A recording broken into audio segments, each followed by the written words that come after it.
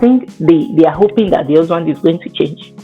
And we are all humans. We don't want that situation when we speak up and loud something and eventually the person changes. People don't forget easily. So we kind of want to protect that person because we love them, right? We want to protect the people that we love. We don't want people to look at them with bad eye. Peradventure, they change tomorrow. Like you said, when you report your spouse, everything settled. The person you reported to will not forget, and you're going to have a difficult time trying to change that perspective again.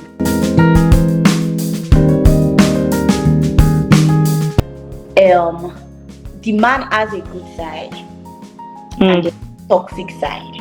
So every time you try to think about this man is doing this to me, you remember, he took me for vacation last week. Yeah, you also did this, you know. So and then you are, it's like they call it like a chain of abuse.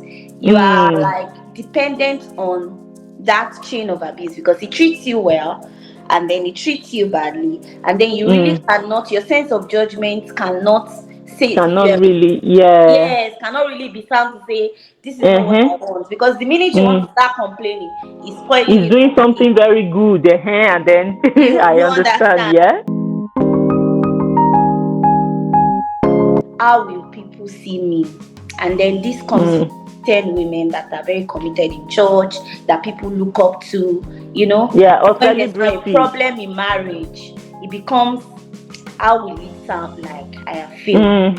Where will I start from? How do I explain to my parents? How do I explain to my friends?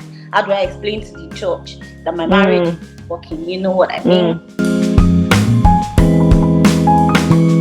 And then the other factor will be children, And now this is very, very important because a lot of women stay for their children. By the time you think about how do I do it alone with the children, and then good women will not want the children to begin to see their spouses in bad light. Exactly. So they would rather cover up in front of the children and suffer in silence. So it's that one is even a different. That one is a different journey on its own,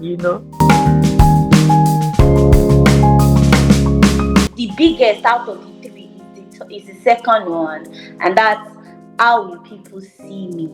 I think we need to begin to realize that we are not Jesus Christ, and we are permitted to make mistakes. Like, you might have been the choir leader in church, or maybe a pastor, whatever it is you are. It has happened. The important thing is for you to speak out, seek for help. Sometimes speaking out does not mean the marriage is even over.